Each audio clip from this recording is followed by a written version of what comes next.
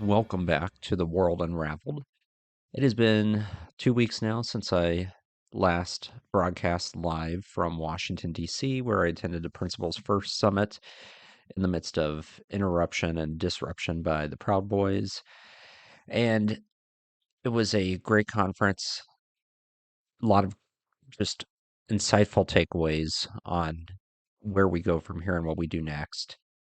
And I took some time longer than I planned to return to the podcast mic. And of course, so much again has happened since then. It was at that time that we were ruminating over the Trump administration's treatment of Ukraine and brokering this ceasefire deal, which seemed like a boon to Putin. And of course, what came after that was the Trump and Vance public humiliation of President Zelensky at the publicly televised press conference, which was all an orchestrated setup, and continued absurdity after that, with Trump saying that Ukraine should have ended the war and that they somehow started the war. And anyway, a lot transpired since that. I think, particularly on the subject of Ukraine, what's been most disturbing is the fact that all of this has been put on Ukraine to negotiate a ceasefire amidst an unprovoked invasion of their country by an aggressor. And none of the impetus has been placed on the aggressor for removing their troops and finding a lasting peace. Uh, and what transpired most recently in the last couple of weeks is the punishment that uh, Trump has put on Ukraine. And so this includes pausing intelligence sharing with Ukraine. And this had immediate ramifications and likely cost actual lives. We saw that there were missile strikes just days later after that pause of intelligence sharing that resulted in human casualties, civilian casualties, likely because we're not sharing our intel. And this has alarmed the Europeans too, who I think will think twice about sharing certain intel with the United States, particularly on Ukraine. And the suspension of weapons and military equipment to Ukraine is a form of punishment to pressure them to come to the negotiating table and sign their country away to Russia. But the latest salvo in this fight has been the announcement from Reuters that the Trump administration is preparing to deport 240,000 Ukrainians that have sought temporary legal status in the United States. And these are families, men, women, children, fleeing the conflict zone who arrived in the United States, were preparing to arrive under the assurance that they would be given uh, refugee status. And now those Ukrainians that fled here and thought that they had a reprieve have had that opportunity yanked from them completely. Foreign affairs journalist Olga Nestrava reminded Americans in a piece that she wrote that these people had to be completely financially independent, pay taxes, pay all the fees to become refugees in the United States, legal refugees, around 2,000 a person, and have an affidavit from an American to even arrive here. And now that's all being yanked away. And there's something just so depraved and so inhumane about this. I can't even begin to describe it. The fact that the administration would do this to people who are seeking a better life and who are going about it the right way, the legal way. It's disgusting. It's a travesty. And it's not anything we should take lightly. And so all three of these things happened within the course of the same week, pausing the intelligence sharing with Ukraine, which is a boon to Russia, suspending military equipment and aid to Ukraine, another boon to Russia, and then a slap in the more than a slap in the face, the deportation announcement of deportation of 240,000 Ukrainians, which I hope a judge issues a temporary injunction to block. It'll remains to be seen whether or not the administration will obey that. They've shown a lot, no deference to the court so far, and have publicly speculated that they could ignore rulings. But we'll see what happens. But in this, one of my favorite people to follow, Tom Nichols, affiliated with the Bulwark, and who's also a Russia specialist, taught at the Army War College, said that these actions have nothing to do with strategic necessity or geopolitics. It's just cruelty to show um, Putin that he has a new American ally. And it's hard not to come away with that conclusion. And as predicted, Trump's turn of the US towards Russia, which there's nothing else you can call this, also means that allies are concerned he or members of his administration will share classified intelligence with Russia, expose the identities of their operatives. So there's new protocols being drafted even now about sharing information with the United States. And you have the Five Eyes alliance between the US, Australia, Canada, New Zealand, and the UK, and that's been a formidable alliance with those countries and us since World War II, and it's been key to countering not only the Soviet Union but then Russia, and then all kinds of related threats, cybersecurity threats, threats to our nation's infrastructure.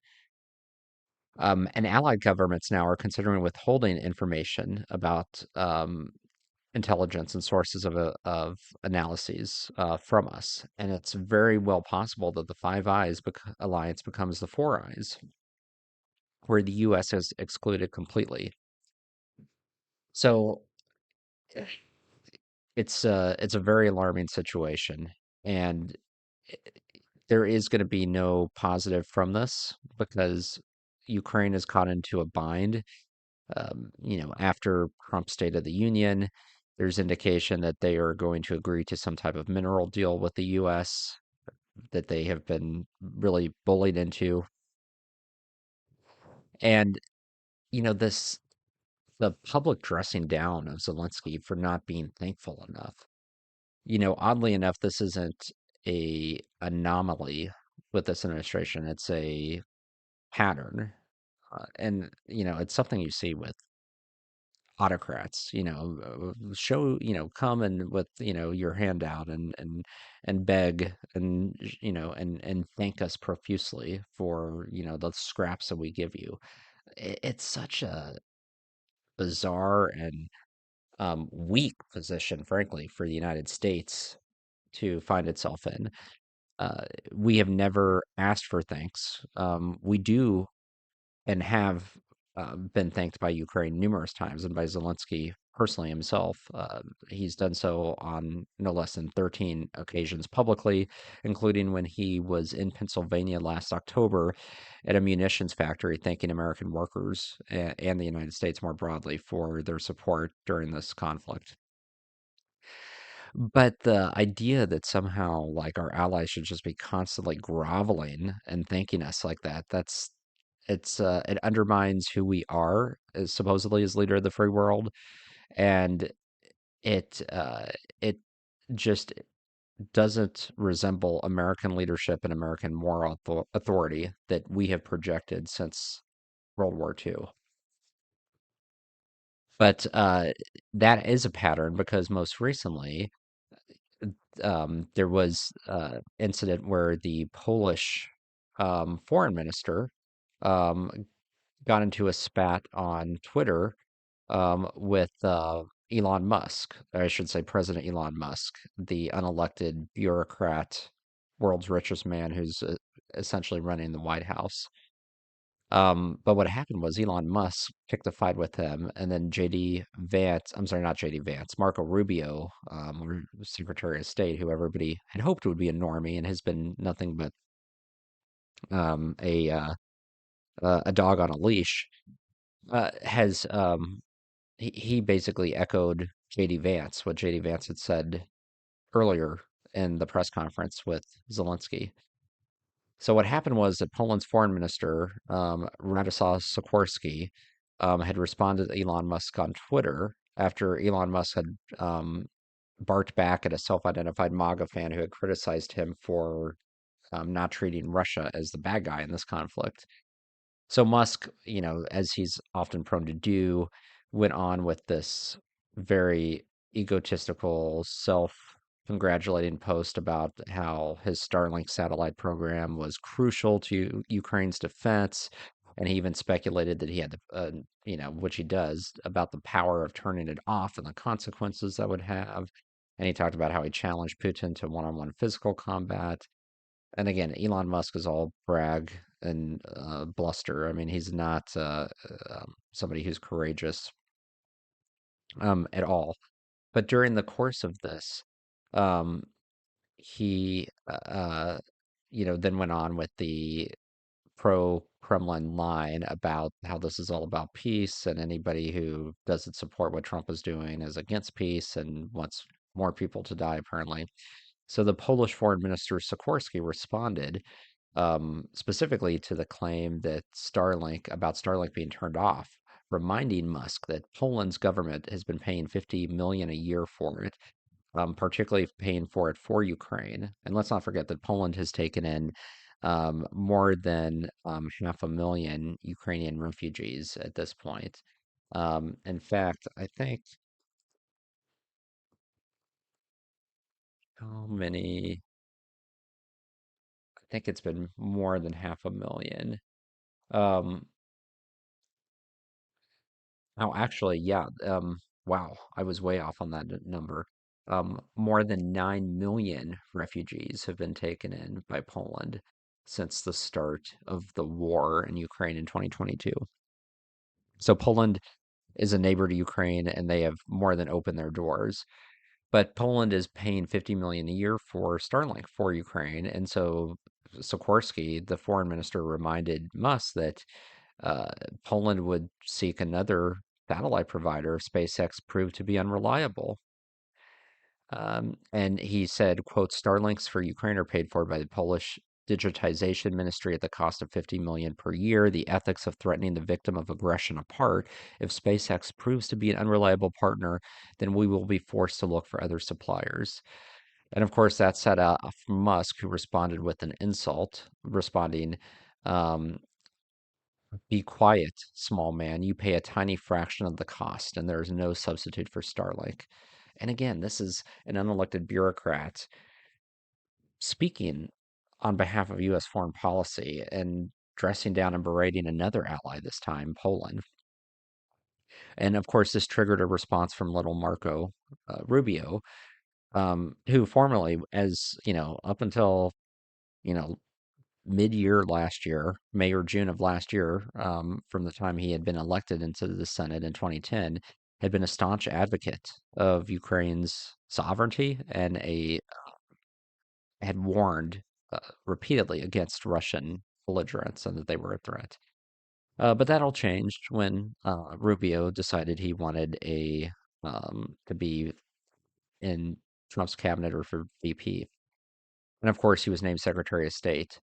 So he responded back and got involved in this tiff, and basically echoed what JD Vance had said earlier, um, and said, and say thank you, because without Starlink, Ukraine would have lost this war long ago, and Russians would be on the border with Poland right now.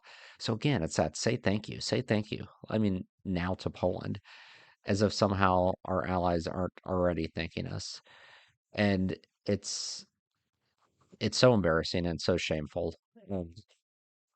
And he's also wrong, because I think it's the Ukrainians who should be praised for their spirit, for their courage and their ability to fight and head off the Russians. And yes, Starlink helped, but it was not the overriding factor in their bravery and what they're able to do.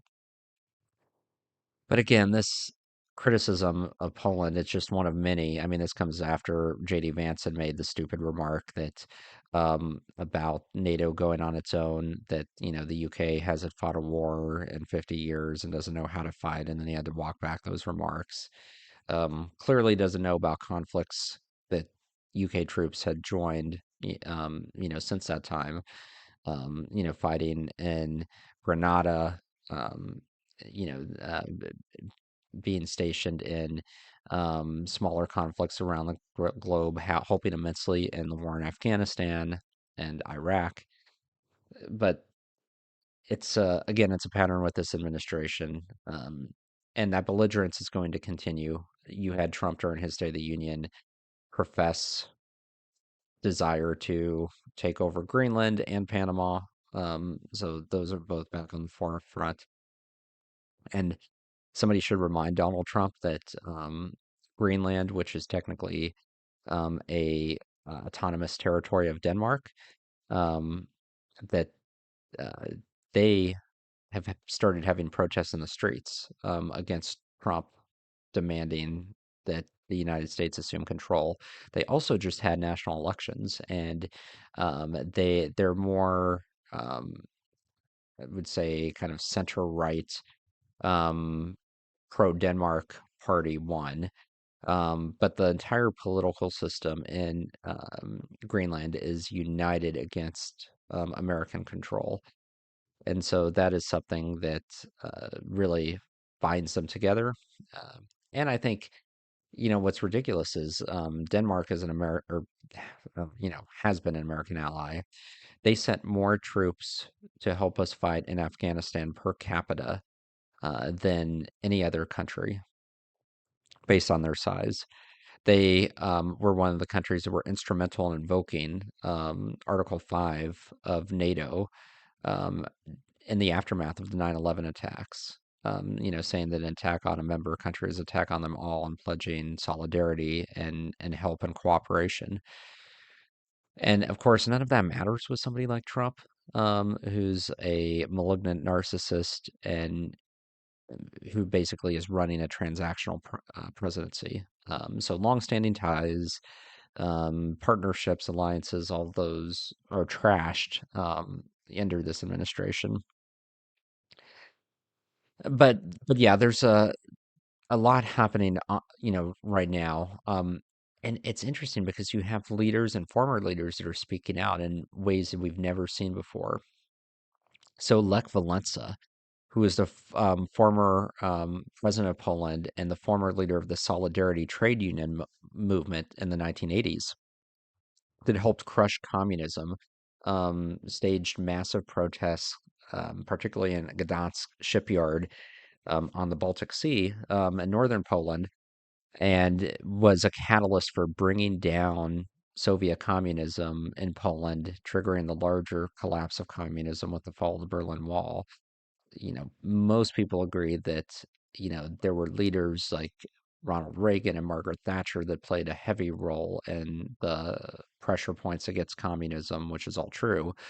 But locally in Poland, Lech Walesa was the leader in terms of the trade union leader uh, who really helped instigate the fall. He has not spoken out a lot recently. He did come out and speak against the prior very nationalist Trumpy Polish government that lost in 2023 and was replaced. Um, so that was positive. But he recently put a note on Facebook after the horrible treatment of Zelensky at the press conference. And again, Lech Walesa is somebody who, when he speaks, people listen. But what he said is thus: Your Excellency, Mr. President, we watched your conversation with President Zelensky with fear and distaste. It is insulting that you expect Ukraine to show gratitude for U.S. material aid in its fight against Russia. Gratitude is owed to the heroic Ukrainian soldiers who have been shedding their blood for over 11 years to defend the free world's values in their homeland, attacked by Putin's Russia. How can the leader of a country symbolizing the free world fail to recognize this?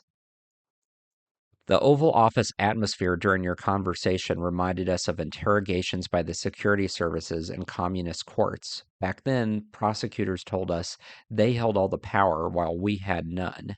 They stripped us of our freedoms for refusing to cooperate or express gratitude for our oppression. We are shocked that President Zelensky was treated in a similar manner.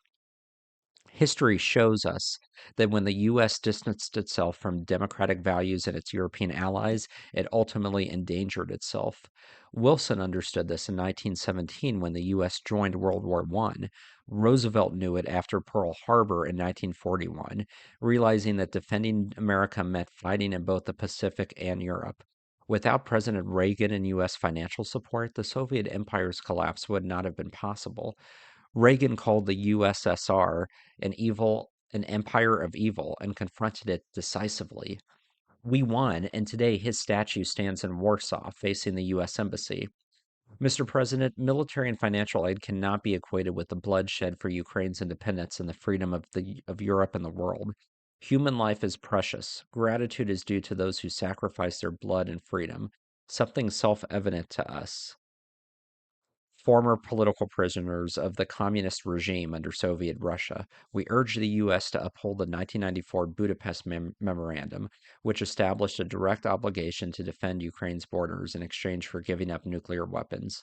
These guarantees are unconditional. Nowhere do they suggest such aid is a mere economic transaction.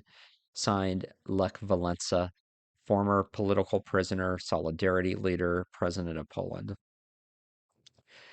That was a stunning speech, and those are remarkable words from a former Polish president, uh, freedom fighter, and it's also incredible that a former foreign leader who's basically in retirement now has to remind the current U.S. president about American history and about American involvement in past conflicts and how much that meant. And the leadership of America and why that's necessary, supporting democracies and supporting allies. That alone would not get as much attention as it deserved. And I think that's partially just because we live in such a ridiculous media environment now where, we're past 24/7. We're like, second by second. But that is something that should continue to be referenced and receive attention in the upcoming days. Another European leader spoke out recently. A French senator, Claude Malhuret, gave a very powerful speech on the reversal of American policy towards Ukraine and what that meant for Europe.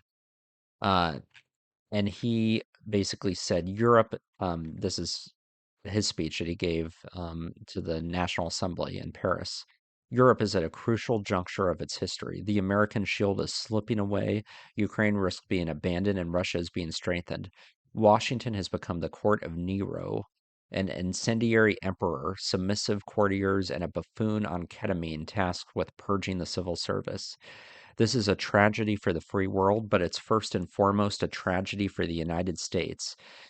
Trump's message is that being his ally serves no purpose because he will not defend you. He will impose more tariffs on you than his enemies, and he will threaten to seize your territories, all while supporting the dictators who invade you. The king of the deal is showing that the art of the deal is lying prostrate. He thinks he will intimidate China by capitulating to Russian President Vladimir Putin. But China's President Xi Jinping, faced with such wreckage, is undoubtedly accelerating his plans to invade Taiwan. Never in history has a president of the United States surrendered to the enemy. Never has one supported an aggressor against an ally, issued so many illegal decrees, and sacked so many military leaders in one go. Never has one trampled on the American Constitution while threatening to disregard judges who stand in his way, weaken countervailing powers, and take control of social media. This is not a drift to illiberalism. This is the beginning of the seizure of democracy. Let us remember that it only took 1 month, 3 weeks, and 2 days to bring down the Weimar Republic and its constitution. I have confidence in the solidarity of American democracy, and the country is already protesting. But in 1 month, Trump has done more harm to America than in 4 years of his last presidency. We are at war with a dictator. Now we are fighting against a dictator supported by a traitor. 8 years ago, at the very moment when Trump was patting French President Emmanuel Macron on the back at the White House, the United States voted at the United Nations with Russia and North Korea against the Europeans, demanding the withdrawal of Russian troops. 2 days later, in the Oval Office, the draft dodger was giving moral and strategic lessons to the Ukrainian president and war hero, Volodymyr Zelensky, before dismissing him like a stable boy, ordering him to submit or resign. That night, he took another step into disgrace by halting the delivery of promised weapons. What should we do in the face of such betrayal? The answer is simple: stand firm. And above all, make no mistake. The defeat of Ukraine would be the defeat of Europe.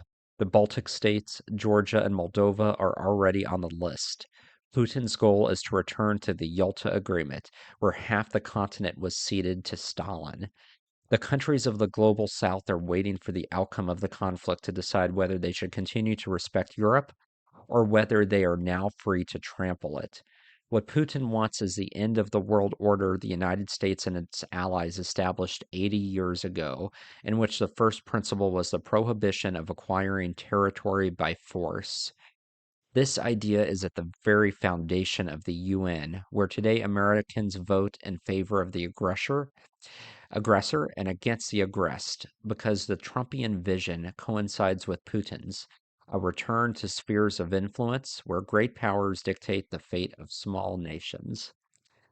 So that was a amazing speech by the French Senator Claude Malhuret, and I'm probably butchering his last name, but it really encapsulates this moment that we're in, where American democracy is under threat, but the entire world order is being destabilized. And Trump wants to decimate the unipolar world, which the United States helped create and has led, uh, mostly right, more right than wrong, over the past 80 years, creating a fairly peaceful world, preventing another world war from breaking out, and trade that for a multipolar world with multiple spheres of influence, where the United States has a North American and perhaps a Central and South American sphere of influence and cedes much of the rest of the world to Russia and China, which would be a disaster not only for the United States but globally, as those two dictatorships spread their influence and become more powerful in the process. And the result is a world that is less safe for democracy, particularly democracies outside of our own, which we probably would it be considered a full-fledged democracy at that point. We will probably take on a status similar to Hungary, where we are a pseudo democracy or democracy in name only, um, a republic with authoritarian tendencies, backsliding. There's various names that you can give, the illusion of democracy, and all I would say autocrats are very good at that. So that is something that we should be mindful of and consider. Um, there is a lot in the world happening outside of Ukraine. There's a lot happening in our own country, with a lot of court battles that are raging on, with the hostile takeover of our government. I do, want to touch upon. I'm not going to do my typical segment of around the world in 60 seconds, uh, but because this is a podcast on foreign policy, current events, and international relations, I did want to highlight that the ex-president of the Philippines, Rodrigo Duterte, was recently arrested on an international criminal court warrant. for crimes against humanity and during his war on drugs, in which human rights groups say tens of thousands of Filipinos were summarily executed. I bring this up for a number of reasons. Trump is engaging in a war on immigrants, and just within the last 48 hours has had hundreds of Venezuelans deported to pretty inhumane prisons under an autocratic president in El Salvador, to that country, under the pretense of them being in gangs and part of cartels. We don't know if that's actually the fact because none of them had due process, but that was the claim that was made. And Trump is using this claim of going after drug cartels to remove due process and to deport people. And it's not long before he's not only deporting those who are here illegally without due process and without that claim being substantiated, but permanent residents and green card holders, like what we saw with the Columbia University student who was had an attempted deportation, um, even though he was a permanent resident, green card holder, solely for his Israeli, anti-Israel, pro-Palestinian protests that he led and speeches that he gave as a student. His wife wasn't given any information about him. He wasn't provided legal counsel initially. The courts did intervene, and so that uh, was halted. But there's also been cases about other um, visitors to the United States, people with green cards, people with visas that are here legally, being accosted by ICE. There was a German recently who this happened to, and then being detained and not given food or water for many hours, sometimes longer, before anybody steps in, and with very little information given on why. In the case of this was a white German man. He was given no information. There was a German woman, young woman, this happened to recently, and I don't believe she was given information either. So there's this practice that's occurring right now of arrest first, ask questions later. That's not how our constitutional system works. We have a right to freedom of speech. We have due process rights. Those apply to permanent residents, apply to people with green cards who are here illegally and have it violated their status either by breaking the law or overstaying their visa. And all of that is being flaunted right now. And that should be concerning to all of us because uh, as that old adage says, they came for the Jewish man, but I didn't do anything because I was a Jewish. It started actually. They came for the communist, but I didn't do anything because I was a communist. And then they came for the Jew, and I didn't do anything because I was a Jewish. And then they came for me, and there was nobody left to speak up on my behalf. That's why it's crucial to speak up on these cases, just because we may be not agree or may be offended or even repulsed by somebody who's very, zealously pro-Palestinian. Um, we are obligated as Americans to speak up on behalf of his right to freedom of speech and to not be illegally removed from the country or jailed. We are obligated to speak up on uh, permanent residents, on visa holders and green card holders that are treated inhumanely and deprived of their due process rights, even though they're not American citizens. Because eventually this will not end there. They will come for us. I'm sorry, I got sidetracked a little bit. Going back to the ex-leader of the Philippines, that's why that matters, because in many ways, Trump is trying to uh, emulate similar behavior and going after drug cartels here.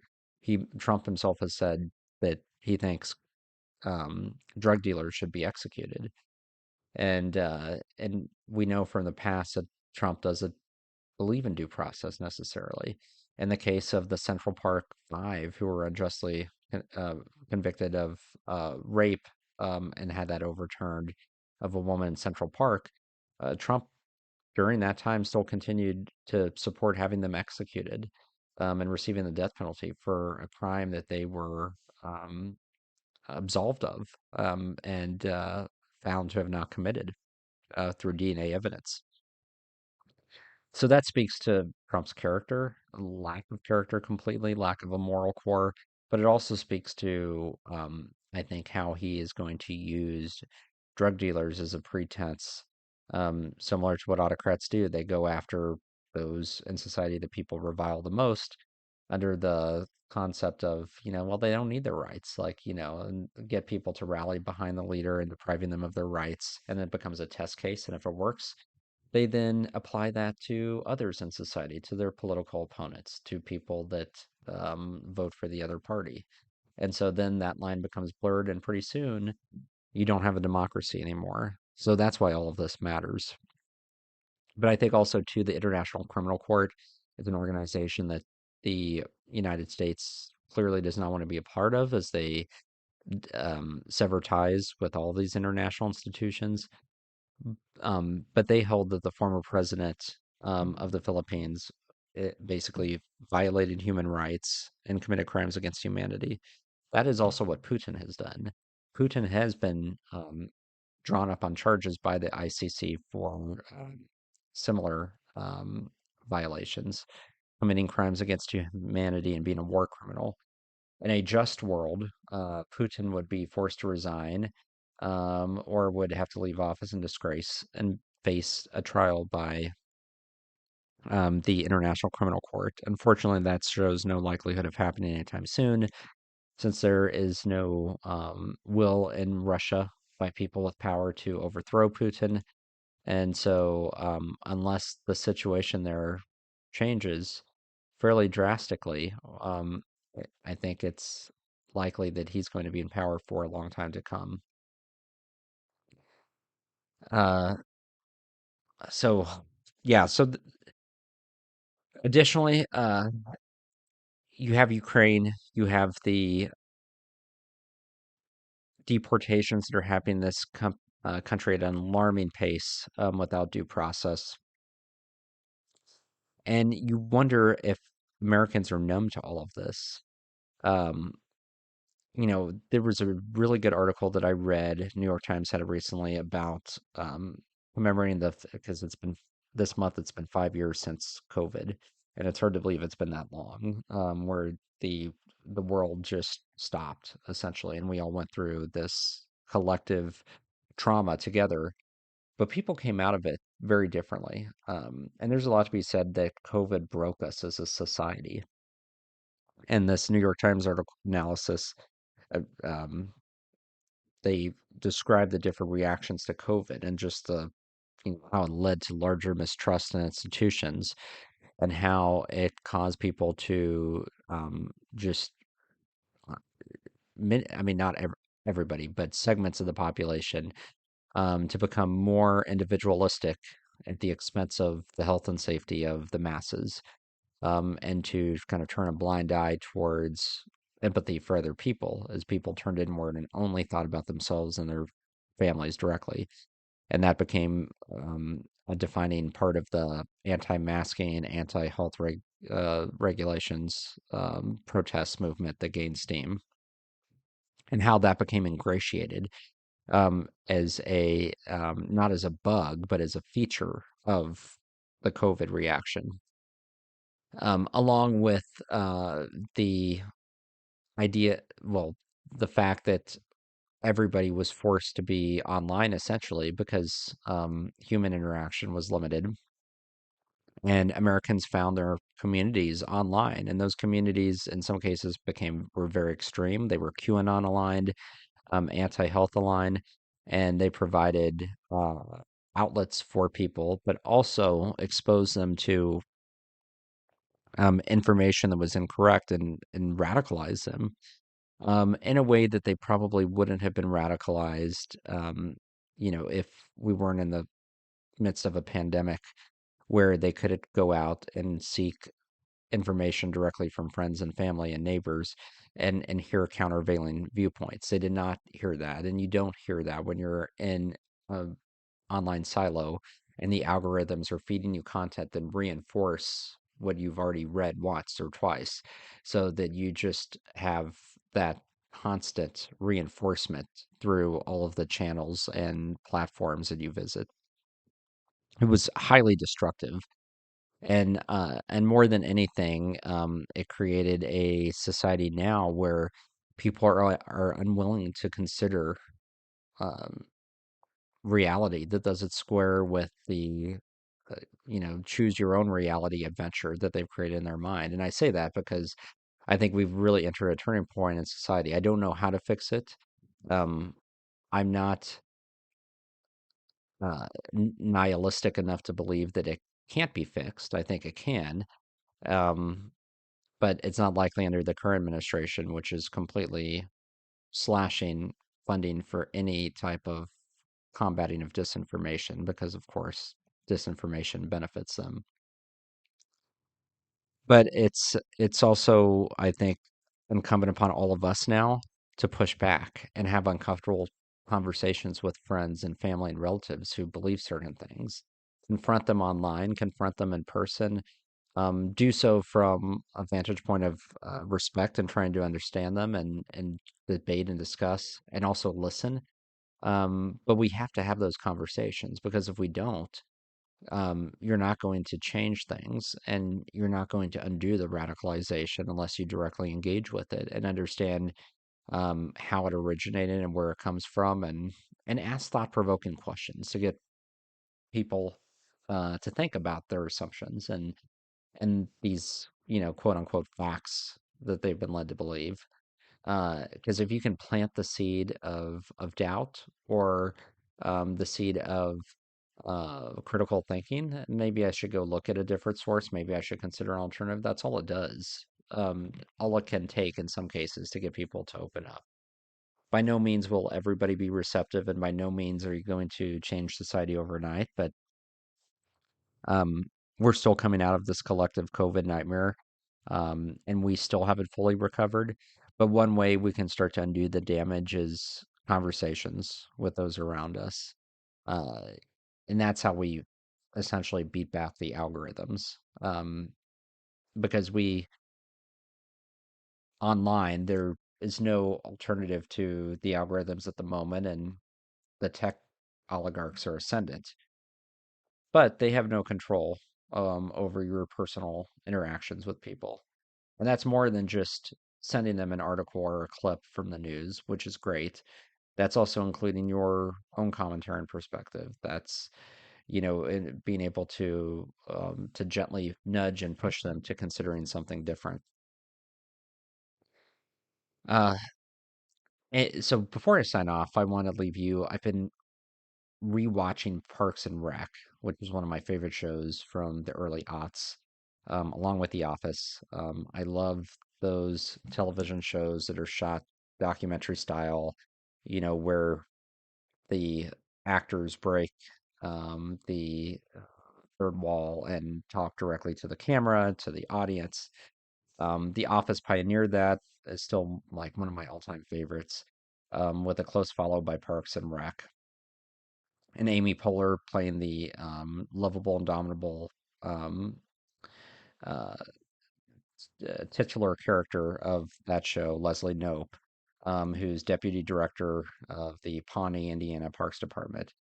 But I was recently watching season 2, episode 23 of Parks and Rec, and this was the episode where the state auditors were coming in and there was a state budget crisis, and particularly budget crisis of the city of Pawnee. So the state was taking over the city and they had a slash and burn mentality. It gave me a lot of it reminded me a lot of what's happening now with Musk and the federal government. And basically, the city of Pawnee was being shut down completely, and the employees were going and possibly lose their jobs because they were in a hole. And these auditors from the state didn't really have any empathy towards working with them. And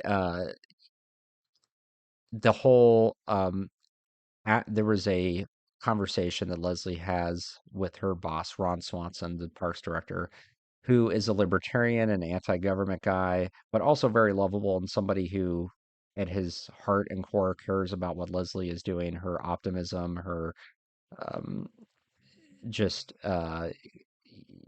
dynamism, utopian thought of trying to provide for the residents of the city, her belief in government being able to do good. Um, but there's a conversation she has with Ron where he's going on about how excited he is about, the decimation that the state auditors are going to do to their budget. Um, and it's state auditor team, by the way.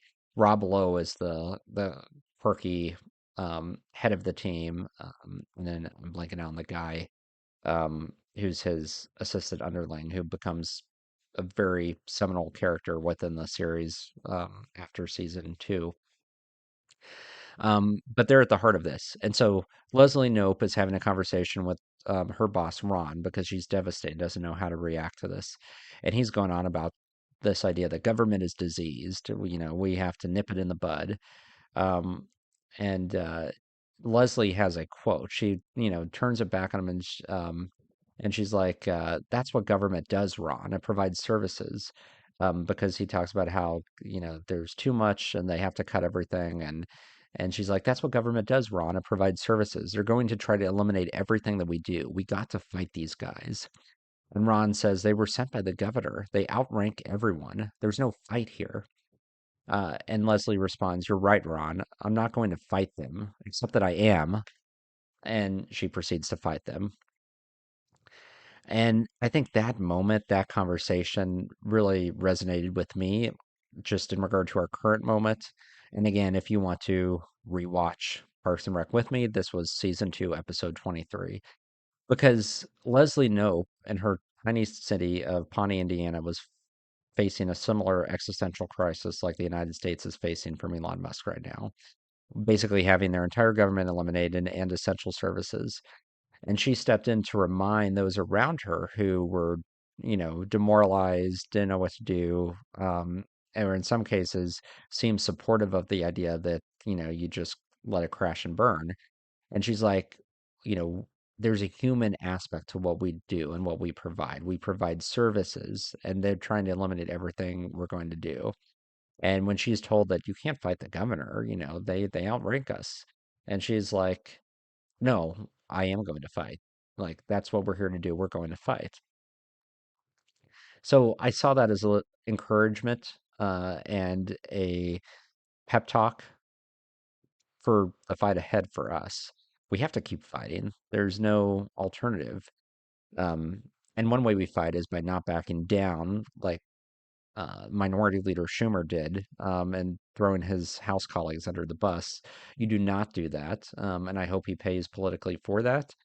The Democrats need a new minority leader in the Senate. But you fight, you challenge what's happening, you go head to head. This is a time now where you be willing to, basically have the government shut down if it's going to restore, function and rationality and stability, and to, stop the chaos. So heed Leslie Knope's advice. Never stop fighting. Never stop doing what is right. And remember that, uh, you know, people still around the world look to us to make the right decisions. And while we're making all of the wrong decisions right now, at some point we will and have to come back from this if we want to remain a first world power. And the people who will be at the forefront of ensuring that we come back from this are going to be the Leslie Nopes, the people who are not going to cow down and from a fight, who are not just looking out for their own political futures, who are just trying to read the tea leaves, who are just trying to play along to get along. It's going to be the Leslies, not the Rons, who are willing to stick their neck out and do what's right. So take solace in that. Until next time, keep fighting.